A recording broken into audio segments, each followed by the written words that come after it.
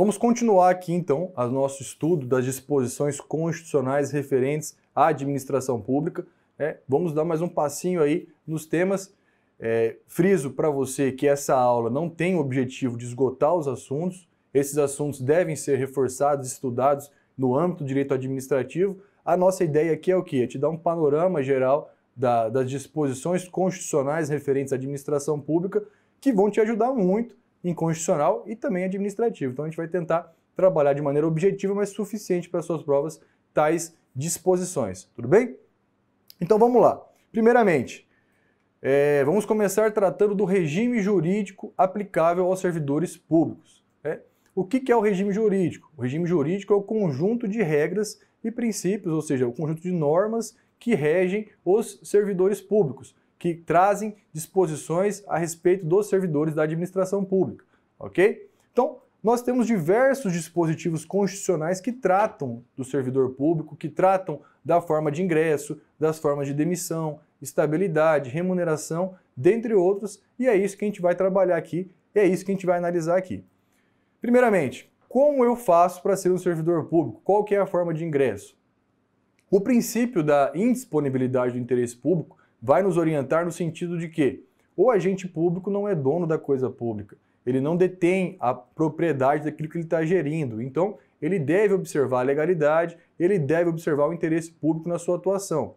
Por outro lado, o princípio da impessoalidade, ele também vai nos dizer o seguinte, o agente público deve agir de maneira impessoal, buscando sempre alcançar o interesse público, alcançar o interesse da coletividade. Então, juntando essas duas ideias, o que o Constituinte determinou? A regra geral para ingresso no serviço público é por meio de uma seleção pública, que nós chamamos de concurso público, ok? O concurso público ele pode ser de provas ou de provas e títulos, como a gente vai analisar daqui a pouquinho. Mas eu quero que você entenda agora o porquê disso, ou seja, por que o prefeito não pode contratar um amigo dele? Por que o assessor de um juiz não pode ser uma pessoa, a sua esposa, por exemplo? Justamente por isso. A gente está vedando, está visando a vedação da perca da pessoalidade, da impessoalidade no serviço público. Ou seja, agir com pessoalidade não atende aos requisitos da Constituição. Tudo bem? Então, assim como para comprar um produto, para fazer uma licitação de um serviço, de uma obra, o agente público precisa fazer uma licitação pública, uma consulta pública, aqui para contratação de pessoal também. E onde que está isso? Isso está disposto lá no inciso 1 do artigo 37 da Constituição. Vamos ler juntos aqui para depois a gente descomplicar todas essas regras com você. Então acompanha lá. Os cargos, empregos e funções públicas são acessíveis aos brasileiros que preenchem os requisitos estabelecidos em lei, assim como aos estrangeiros na forma da lei. 2. A investidura em cargo público ou emprego público depende da aprovação prévia em concurso público de provas ou de provas e títulos, de acordo com a natureza e a complexidade do cargo ou emprego, da forma prevista em lei, ressalvadas nomeações para o cargo em comissão, declarado em lei de livre nomeação e exoneração. E 3. O prazo de validade do concurso público será de até 2 anos, prorrogável uma vez por igual período. Vamos trabalhar esses dispositivos aqui, depois a gente continua na análise dos demais. Vejam, vamos comigo aqui. Então, vamos falar aqui do ingresso no serviço público. Vamos falar de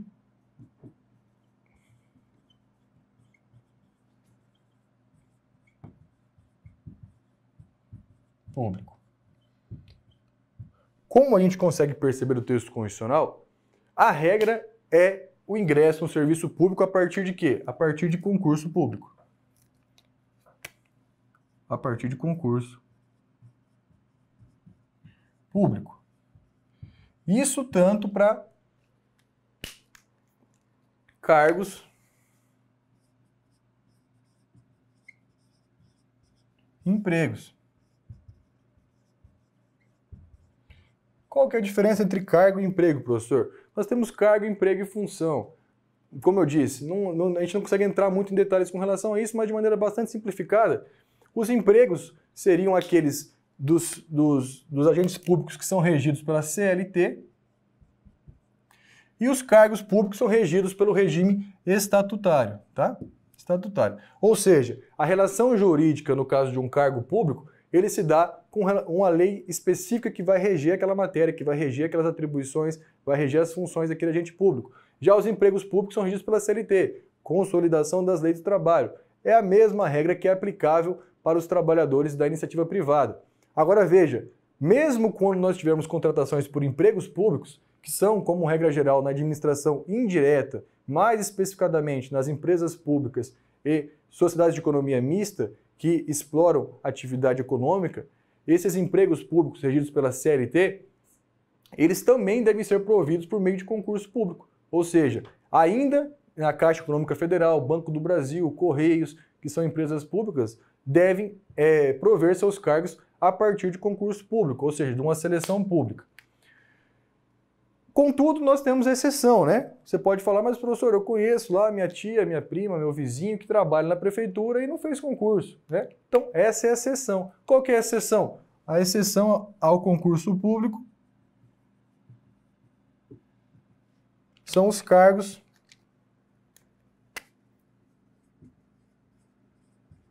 que nós chamamos de cargos em comissão. Esses cargos são cargos de livre nomeação e livre exoneração.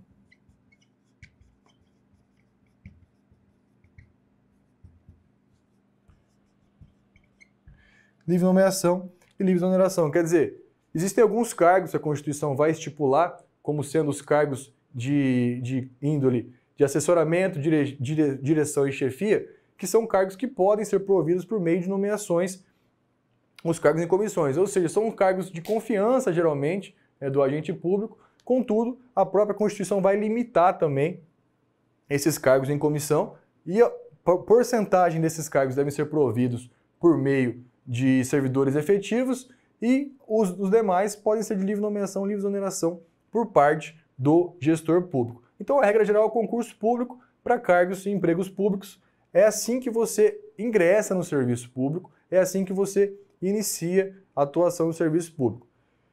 Vamos falar um pouquinho mais a respeito do concurso público em si. Vem comigo aqui. Como que funciona o concurso público?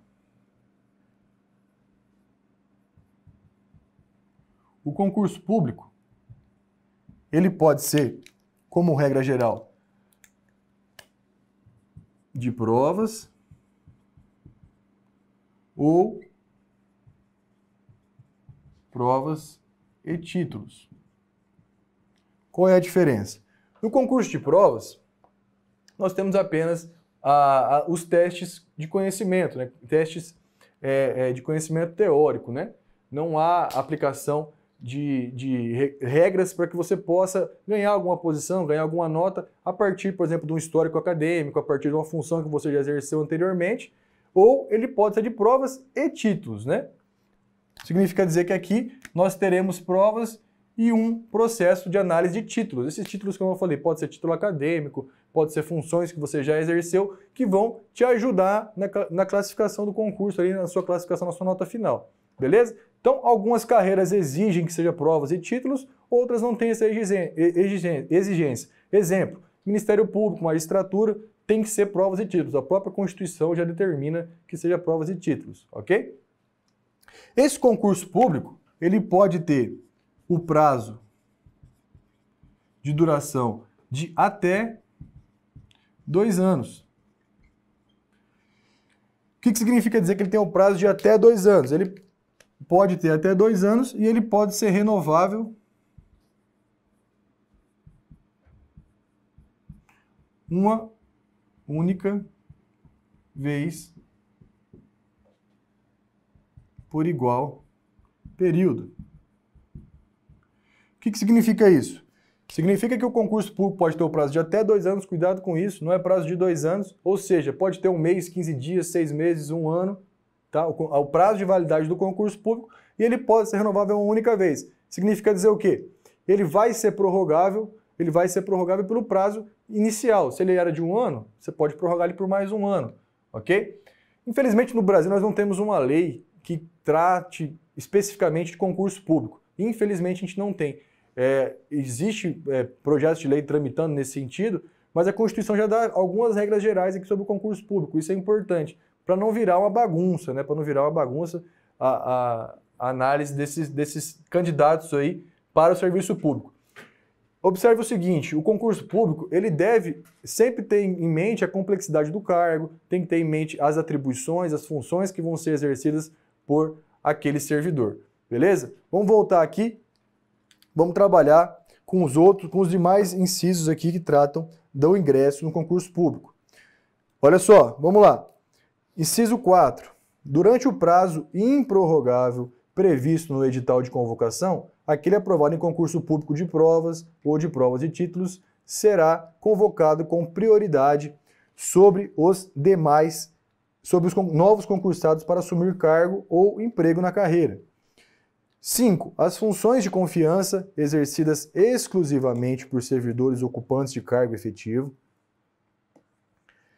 e os cargos em comissão a serem preenchidos por servidores de carreira nos casos e condições percentuais mínimos previstos em lei, destinam-se apenas às atribuições de direção, chefia e assessoramento. Vem comigo aqui. O que a gente falou agora mesmo para você? Nós temos, como regra geral, o ingresso por meio de concurso público, mas nós temos a exceção, os cargos em comissão. Esses cargos em comissão são de livre nomeação e livre exoneração. Ainda assim, o que o Constituinte quis dizer aqui? Olha, nós temos cargos que são em comissão, que são cargos que são providos por pessoas que não fazem concurso público. Contudo, nós devemos guardar um percentual desses cargos para os servidores que já são efetivos, ou seja, os servidores concursados. E existem ainda as funções de confiança.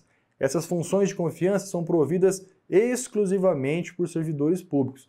Grifa isso aí no seu material, grifa isso aí na letra da lei, para que você não se confunda, tá? Funções de confiança são exclusivas para servidores públicos de carreira. Cargos em comissão podem ser de livre nomeação e livre exoneração, e a lei deve reservar uma parte dessas vagas para os servidores efetivos, tá? Isso é comum em prova também, você não pode confundir isso.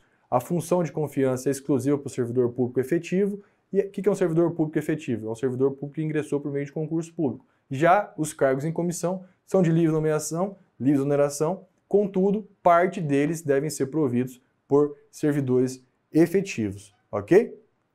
Com relação aqui ao inciso 4 também, durante o prazo improrrogável do concurso, aquele aprovado vai ter prioridade sobre os demais concursados. Quer dizer o seguinte, eu posso abrir um concurso público novo durante a vigência, durante o prazo de validade de um concurso antigo? Sim, eu posso abrir. Contudo, esses aprovados nesse novo concurso devem aguardar, encerrar todas as nomeações dos demais aprovados do concurso anterior para que depois ele possa ser nomeado. Tudo bem? Sem muita dificuldade também.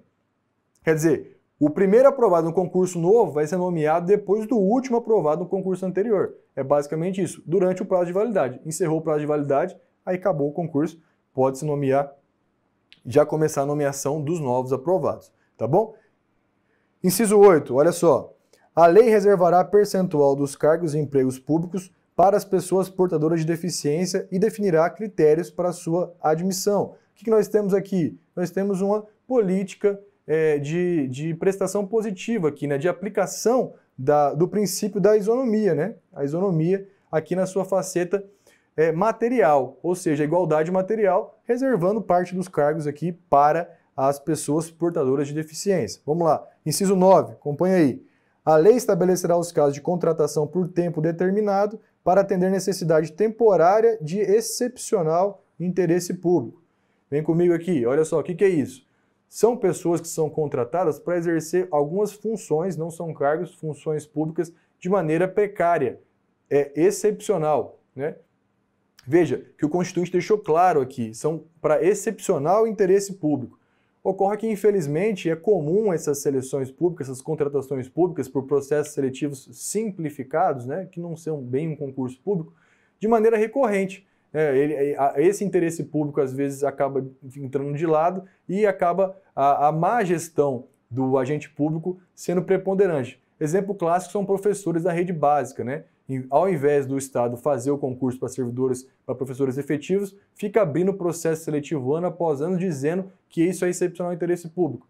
O STF mesmo já decidiu várias vezes que isso é inconstitucional, na medida em que essa ausência de professores é totalmente previsível por parte do agente público, ok? Mas existem situações que são diferentes. Por exemplo, o censo, cadastramento, censo anual, ou a cada 4 anos que ocorre o censo geral, a cada 10 anos. Então, esse censo agropecuário são servidores temporários para excepcional interesse público, para fazer esse cadastramento, para fazer esse censo, essa análise, né?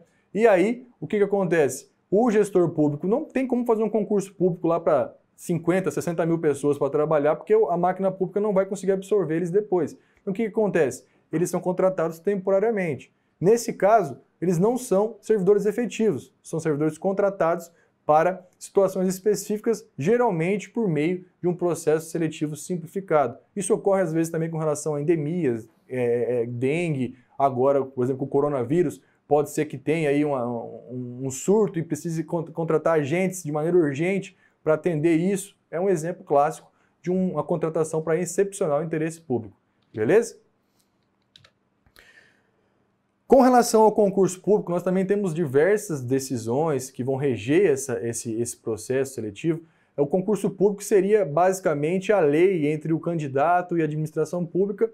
Acontece que o edital de seleção de candidatos para concurso público não pode inovar na ordem jurídica, ou seja, não pode trazer situações diferentes daquelas em que já existem na lei. Por exemplo, o edital não pode fazer uma restrição de idade para o candidato se a lei que rege aquele cargo não faz tal restrição, né? O edital não pode trazer, por exemplo, a exigência de prática jurídica para cargos de carreira jurídica, e se a lei que rege aquele cargo também não tem essa disposição. Então, o STF tem algumas decisões nesse sentido. Outra decisão importante também com relação ao direito de nomeação. Se eu faço um concurso, quando eu tenho direito de ser nomeado, quando eu não tenho, você que é concurseiro, está aí na correria, você deve perceber como é displicente o poder público com nós que estamos tentando galgar um cargo público aí. É uma bagunça direto, faz concurso, não chama ninguém, chama um, chama dois. Como que funciona isso? Basicamente é o seguinte, a administração pública fica vinculada ao número de vagas que estão dispostas no edital. Se tem 10 vagas, tem que chamar 10. Os 10 primeiros têm direito de nomeação. Os demais têm uma mera expectativa de direito. Pode ser que eles sejam nomeados ou não, tá bom? Essa matéria também deve ser mais aprofundada no âmbito do direito administrativo e no seu material também eu trago mais detalhes a respeito disso. Eu quero só destacar com você 2 súmulas do STF, súmula 14 e súmula 683. Acompanhe comigo aí a leitura. Súmula 14. Não é admissível por ato administrativo restringir, em razão de idade, inscrição em concurso público. Veja, por ato administrativo. A lei pode até fazer essa restrição, mas o ato administrativo não. Súmula 683. O que é esse ato administrativo aqui? Isso aqui é o edital, tá? Ele está se referindo ao edital do concurso. O limite da idade para inscrição em concurso público só se legitima em face do artigo 7º, inciso 30 da Constituição, quando possa ser justificado pela natureza das atribuições do cargo a ser preenchido. Esses questionamentos com relação à idade geralmente são cargos militares, que tem lá limite máximo de idade, limite mínimo de idade. Então, essas 2 súmulas são nesse sentido aí, ok? Vamos continuar aqui, que nós temos bastante coisas para falar ainda na nossa aula de hoje. Outro ponto importante, associação sindical e direito de greve de servidor público. A Constituição garante esse direito ou não? A resposta a gente também consegue encontrar lá no inciso 6 e 7 do artigo 37. Acompanha comigo aí a leitura. É garantido ao servidor público é garantido ao servidor público civil o direito à livre associação sindical. E 7. O direito de greve será exercido nos limites e nos termos definidos em lei específica. Vem comigo aqui. Olha só, a Constituição garante ao servidor público o direito de greve. Observe que ela é peremptória nesse sentido. A livre associação sindical é o direito de greve. Isso se aplica a quem? Isso se aplica ao servidor público civil, ok? Então, o servidor público civil tem garantido o direito de greve e tem garantido o direito de associação sindical. Com relação específica ao direito de greve, você observa aqui pela Constituição que isso é uma norma de eficácia limitada. O que é isso? Norma de eficácia limitada é aquela norma que necessita de uma regulamentação infraconstitucional para que o particular, para que você possa fazer gozo desse direito, ok? Isso a gente estuda também lá na classificação das normas constitucionais. Ocorre que, desde a promulgação da Constituição até hoje, na verdade, não existe uma lei que discipline o direito de greve para os servidores públicos, seja da União, dos Estados, não existe nenhuma lei nesse sentido. É uma competência também privativa da União. Para legislar sobre isso, não existe, o Congresso Nacional não editou essa lei. O que o STF decidiu depois de diversas ações, inclusive mandados de injunção, que foram impetrados com relação a esse direito específico? Ele decidiu que deve se aplicar a Lei Geral de Greve dos servidores, dos empregados da iniciativa privada para os servidores públicos, até que o Congresso Nacional edite uma lei específica nesse caso. Então, o servidor público civil pode exercer a greve nos termos da lei que rege o empregado público da iniciativa privada, ok? Isso é tranquilo. Quais são os detalhes agora, quais são as exceções? Primeiro, isso não se aplica aos militares, tá? Os militares têm vedação expressa com relação à sindicalização, ou seja, eles não podem se sindicalizar e também não podem fazer greve. Onde está isso? Artigo 142, inciso 4 da Constituição. Acompanha comigo aí.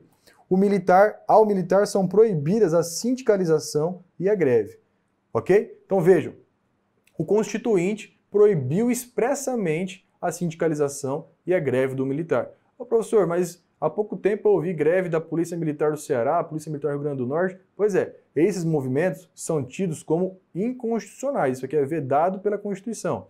Outra situação é a associação sindical. O servidor público, o militar não pode se associar a sindicatos, tá? O que tem na verdade? Nós temos associações gerais aí, que seriam associações recreativas que acabam fazendo às vezes de sindicato. Então, uma deturpação ao comando constitucional, mas a regra da Constituição é que é vedado. Agora, ponto importante para você, com relação ao direito de greve dos policiais. O STF decidiu, recentemente também, que ao policial é vedado o direito de greve. Qualquer tipo de policial, qualquer tipo de agente da segurança pública, na verdade, lá do artigo 144. Quer dizer o quê? O policial não pode fazer greve, ainda que haja esse direito aos servidores civis, então o policial federal, o policial civil, agora a polícia penal, a polícia militar já era vedado constitucionalmente, mas agora o STF decidiu que o policial, o servidor público que se dedica à segurança pública, não pode fazer greve por se tratar de um serviço essencial e etc, ok? Isso foi motivado pelas greves que ocorreram no Espírito Santo, da Polícia Militar e da Polícia Civil, e o STF acabou decidindo como sendo inconstitucional e não podendo também fazer greve. Outro julgado importante do STF sobre esse tema. Quando o servidor público civil exerce o direito de greve, ele pode exercer. Contudo, a administração pública também pode proceder a descontos nos dias que não foram trabalhados, ou seja, pode-se descontar os dias que não foram trabalhados do servidor público de greve, caso a greve não tenha ocorrido por um ato de ilegalidade do poder público. Por exemplo, uma greve por aumento salarial. Essa greve não foi provocada pelo poder público. Então, essa greve, o servidor pode exercer a greve, mas o Estado vai acabar descontando os dias que o cara não trabalhou. Agora, se essa greve foi provocada por um ato ilícito do poder público, exemplo, não está pagando salário faz um ano. Então, essa greve foi em decorrência da atitude ilegal do poder público. Então, nesse caso, não se poderia descontar os dias trabalhados, ok? Vamos continuar. Outro tópico importante que nós temos que tratar aqui é sobre a remuneração dos agentes públicos. Como que se dá essa remuneração? A Constituição também separou alguns dispositivos para nos dizer como que se dá essa remuneração. Isso está lá no inciso 10 da Constituição. Acompanha comigo aí a leitura. A remuneração dos servidores públicos e o subsídio que trata o parágrafo 4º do artigo 39 somente poderão ser fixados ou alterados por lei específica, observada a iniciativa privativa em cada caso, assegurada a revisão geral anual, sempre na mesma data e sem distinção de índices. Então veja, vem comigo aqui. Quando a gente trata de remuneração dos servidores públicos, nós podemos citar basicamente três hipóteses, três maneiras de remunerar,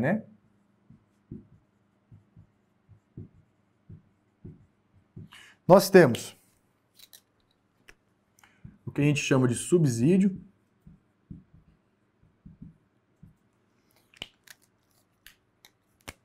nós temos o que a gente pode chamar de vencimentos,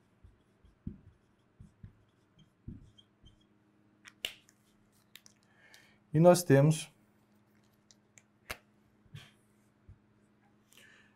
o salário.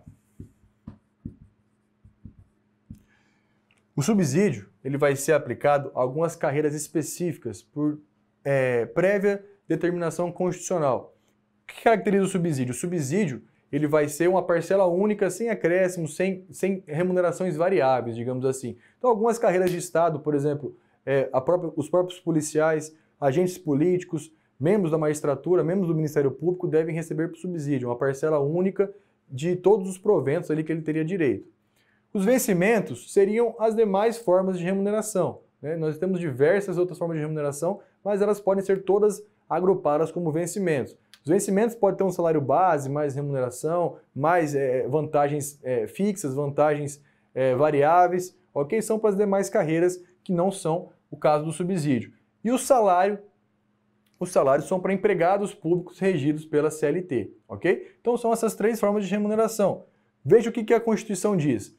Que a remuneração deve ser definida em lei, ou seja, é por meio de lei que se altera a remuneração do servidor público, e essa lei tem que ser específica, ou seja, só pode tratar desse assunto, observada a iniciativa, por exemplo, no caso do Executivo, o chefe do Executivo, do Legislativo, o chefe do Legislativo, ok?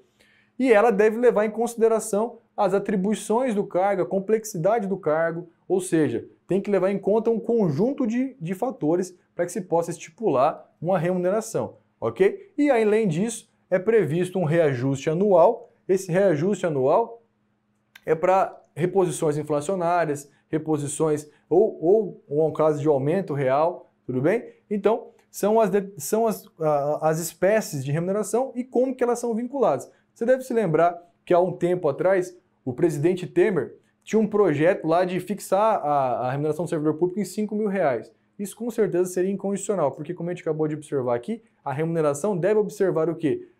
O cargo, as atribuições, as complexidades, as responsabilidades que envolvem o cargo. Ele não pode tabelar um salário para todo mundo daquela forma. Isso fatalmente seria inconstitucional, ok? Então, vamos lá, continuando. Uma vez analisada a questão da remuneração dos servidores, como que ela se dá, como que ela é estipulada, o próprio Constituinte também trouxe situações em que essa remuneração é máxima, o chamado teto remuneratório. Então, ele estipulou aqui no texto constitucional o valor máximo que um servidor público pode receber. Essa disposição ela está aqui no artigo 11 da Constituição. Vamos ler com calma ele aqui, é um artigo importante, e depois a gente vai esquematizar ele para ficar tranquilo o seu entendimento. Ok? Vem comigo ali. Inciso 11. A remuneração e o subsídio dos ocupantes de cargos, empregos, funções, público da administração direta, autárquica, fundacional, dos membros de qualquer dos poderes da União, dos Estados, do Distrito Federal e dos municípios, dos detentores de mandato eletivo e os demais agentes políticos e os proventos, pensões ou outra espécie remuneratória percebidos cumulativamente ou não, incluídas vantagens pessoais ou de qualquer natureza, não poderão exceder o subsídio mensal em espécie dos ministros do Supremo Tribunal Federal, aplicando-se como limite nos municípios o subsídio do prefeito e nos estados o subsídio mensal do governador, no âmbito do poder executivo, e o subsídio dos deputados estaduais e distritais no âmbito do poder legislativo e o subsídio dos desembargadores do Tribunal de Justiça, limitado a 90 inteiros e 25% do subsídio mensal em espécie dos ministros do Supremo Tribunal Federal. No âmbito do Poder Judiciário, aplicável esses limites aos membros do Ministério Público, às procuradorias e aos defensores públicos. Meu Deus do céu, professor, não entendi nada que esse cara falou nesse inciso 11 do artigo 37. É um texto um pouco truncado aqui, mas é bem tranquilo. Nós vamos conseguir trabalhar isso aqui. Primeiro, quero te chamar a atenção a alguns detalhes. Esse teto remuneratório é estabelecido na Constituição e ele vai dizer que é o máximo que um agente público pode ganhar com qualquer tipo de vantagem, tá? Quais que são esses tetos? Como que isso é organizado? Vem comigo que a gente vai conseguir explicar para você de uma maneira bem tranquila, né? Então, qual que é o teto? Nós temos que separar primeiro aqui no tipo de agente público que nós estamos tratando e no âmbito federativo, né? Então, no âmbito da União, né? Vamos lá, teto remuneratório. No âmbito da União. União. Isso aqui é o quê? No âmbito da União são os ministros do STF. Esse aqui é o chamado de teto geral, ou seja, todos os demais entes federativos devem observar esse teto dos ministros do STF. Então, no âmbito da União, qualquer que seja o poder, executivo, legislativo ou judiciário, deve observar o teto do ministro do STF. Agora, o problema maior está aqui, ó, nos estados. Nos estados. Nos estados, nós temos 3 tetos, a depender do poder público que nós estamos tratando, né? No caso do executivo, qual que é o teto? A remuneração do prefeito. No âmbito do poder legislativo, é a remuneração dos deputados estaduais, né? Óbvio. E no âmbito do poder judiciário,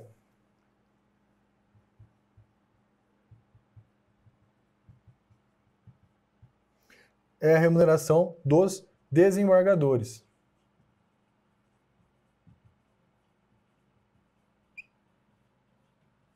Veja que a Constituinte limita essa remuneração dos desembargadores em 90,25% do STF. Quer dizer, um desembargador pode ganhar ao máximo 90,25% do STF e esse vai ser o limite no judiciário, que vai englobar o Ministério Público e a Defensoria Pública, tá? Já no âmbito dos municípios também é tranquilo.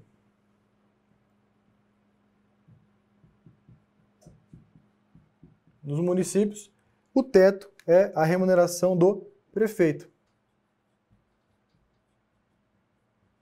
Olha só como é simples, né? É muito mais fácil do que a gente estava trabalhando ali. Então, no âmbito da União, ministros do STF, no âmbito dos estados, vai ser a remuneração no Poder Executivo do prefeito, no Legislativo dos deputados e no Judiciário dos desembargadores, ok? No Judiciário nós temos englobado também o Ministério Público e a Defensoria Pública e no âmbito municipal é o subsídio do prefeito. Ou seja, esse é o escalonamento do teto remuneratório dentre os entes da federação. Então aqui a gente esquematizou o que está escrito aí no inciso 11 do artigo 37. Veja como não é difícil, basta que você separe pelos entes federativos e pelos poderes. É basicamente isso aqui que o texto todo fala, ok?